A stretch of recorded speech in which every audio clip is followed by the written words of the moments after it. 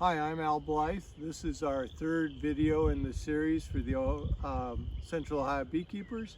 Today we're going to open up the hive for the first time and do a good deep hive check and see if the queen is laying and how they're doing. So we'll get started. This time I'm wearing gloves. I was asked by somebody if it wasn't inappropriate to not wear gloves when you were teaching beginning beekeepers, and that's probably a good point. I tend not to wear gloves a lot. Sometimes I wear rubber gloves. I think I get stung less when I'm barehanded because you feel the bees crawling around a little better. So the other day I came in here and I added some sugar syrup. I put a half a gallon in about 4 days ago and it's gone. So we will fill that up again before we leave. So there's the hive. And they have drawn out this comb, as we'll see here in a second. I'm going to just say hello to them a little bit. I always smell them first. They smell great. They smell like a bunch of honey. I'm going to just put a little tiny bit of smoke in here to let them know we're working them.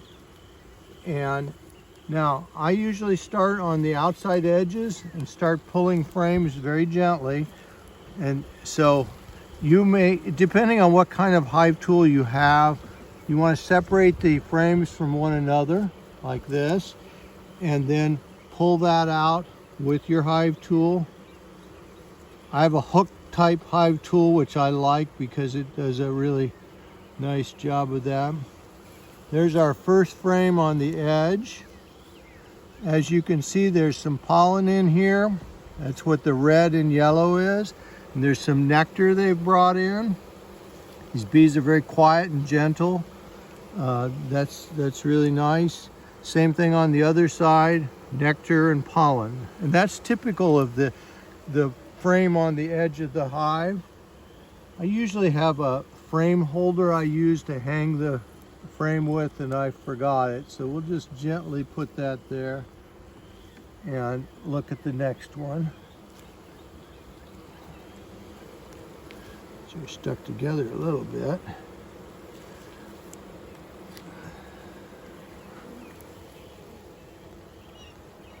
This is cap brood here. This is worker bee brood. There's larvae down in here. You can see the white larvae in that area. And as you go farther along and you look down into those cells, I can see that there's honey that there's eggs down in there. So we know we have a laying queen. We don't even need to find her. Look at this beautiful bee here with the red pollen on her. Where'd she go?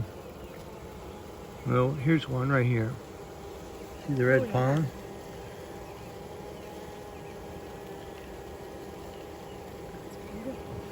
Here's a drone. That's the male bee. A lot bigger than the workers. They didn't do a perfect job of drawing this comb out. They've got a little bit of burr comb in there. I don't like to see that, but and this is all drone comb here with the big cells on it, and that's not so great either. But that happens sometimes, and eventually what we'll do is we'll work this frame over to the edge where we can take it out. I like to put it back in the same order it was in, as bees do better that way. Here's some more cap brood. There's another red one. Yeah, another red pollen. So pretty. Let me take this little piece of burr comb out. Burr comb is what you refer to this comb that's not built the way you want it to be, where it's not really straight in the frame. Bees will be bees, we say, and sometimes they do things like that just because they do.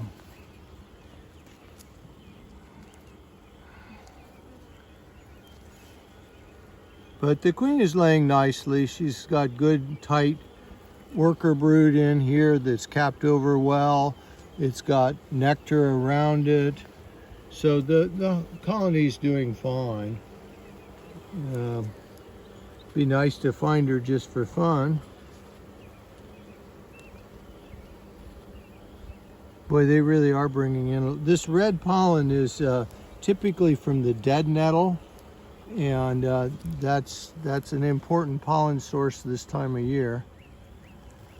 We also have apple trees in bloom and lots of other fruit trees in this area. Well, don't see a queen up here. I'm going to put these frames back in the same order they were in.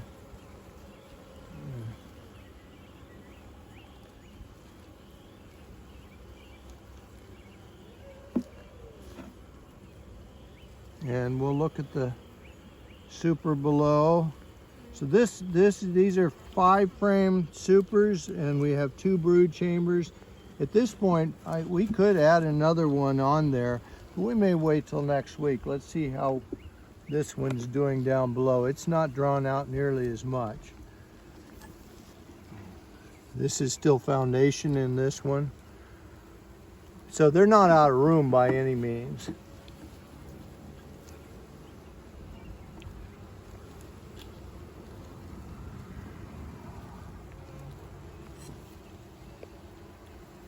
They're just now drawing this comb out, and it's got some damage on it too. So they'll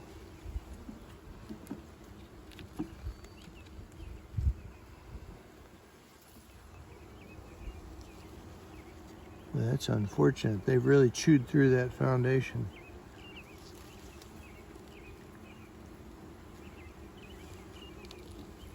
Yeah, it was pretty pristine when we put it in there. They decided they were going to work on that. We could reverse these and put this one up above that one, and they would probably draw it out a little quicker if we did that. But I don't think I will. Yeah, just leave it alone.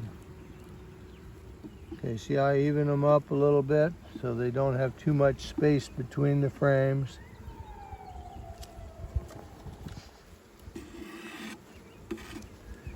And we'll put this back on top.